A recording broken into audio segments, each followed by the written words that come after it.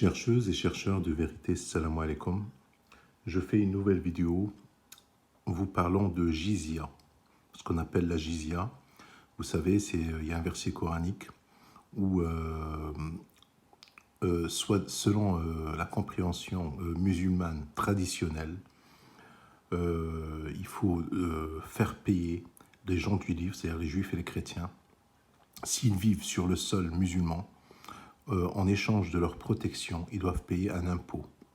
En quelque sorte, il faut les racketter, quoi. Alors que nous allons décortiquer tout ça, hein. Le verset, le voici. Dieu dit, combattez ceux, combattez ceux qui ne croient ni en Allah, ni au jour dernier, qui n'interdisent pas ce que Allah et son messager ont interdit, et qui ne professent pas la religion de la vérité. Parmi ceux qui ont reçu le livre,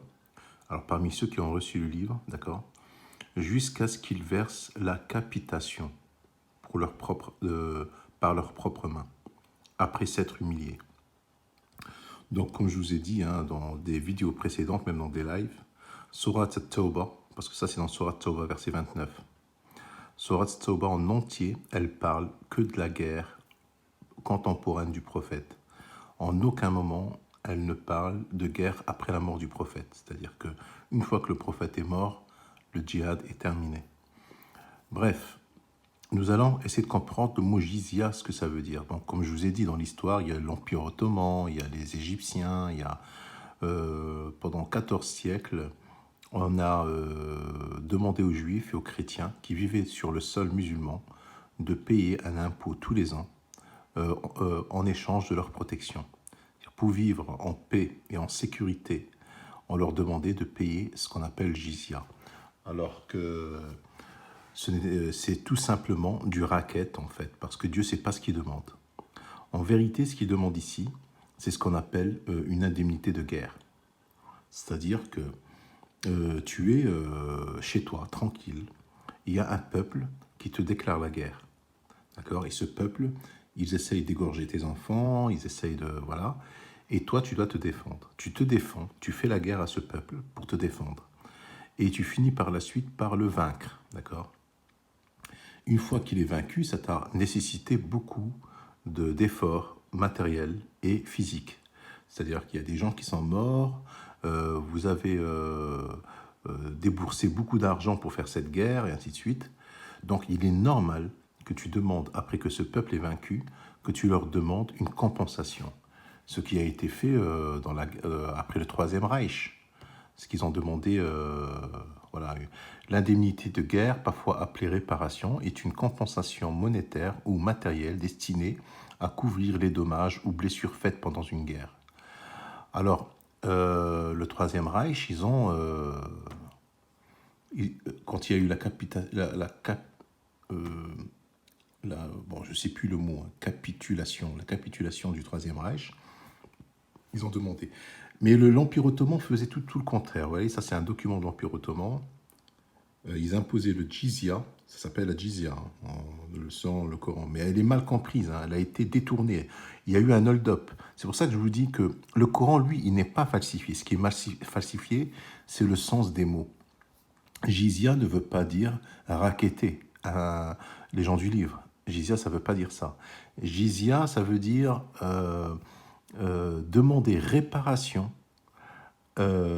lorsqu'on t'a fait une guerre et lorsque lorsque vous arrivez au moment de capitulation. C'est-à-dire, celui qui t'a fait la guerre, il capitule, il dépose les armes, alors tu es en droit de lui demander le jizya. C'est autre chose qu'un tribut, parce que Dieu a rendu licite au peuple de Mohammed d'avoir un tribut de guerre, d'accord, et aussi d'avoir la jizya aux gens du livre et ceux qui n'ont pas cru. C'est pas que les gens du livre, dans le verset, si vous regardez de près, combattez ceux qui ne croient ni en Allah ni au jour dernier, d'accord, qui n'interdisent pas ce que Allah et son messager ont interdit et qui ne professent pas la religion de la vérité. Parmi ceux qui ont reçu le livre, alors tu vois, en arabe,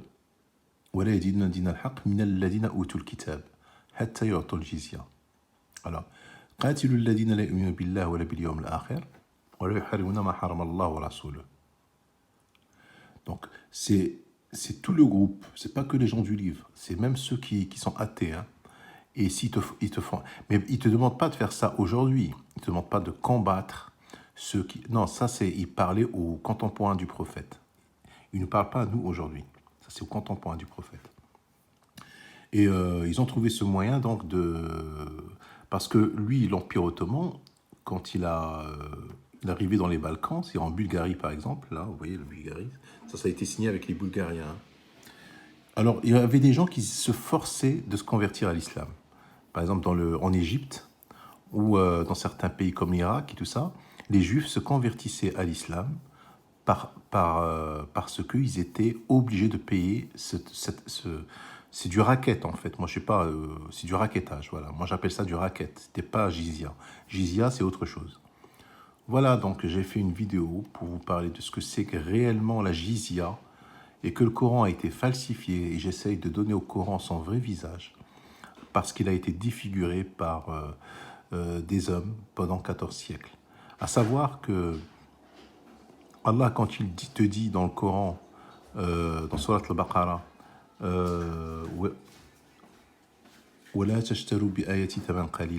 et ne vendez pas mes versets pour un vil prix. Ben ça, c'est un exemple d'avoir vendu les versets de Dieu pour un vil prix. C'est-à-dire ils ont déformé la compréhension du mot jizya pour racketter des pauvres juifs et chrétiens et des gens qui vivaient en paix et en sécurité. Par exemple, à l'exemple de Bulgarie, l'Empire ottoman, c'est-à-dire les sultans ottomans, ils sont partis en guerre contre ce peuple, alors que ce peuple, il n'a rien demandé. Hein. C'était de la colonisation. Et par la suite, ils leur demandent aussi de payer le jizya. C'est vraiment de l'injustice, en fait. Voilà, donc, salam alaikum.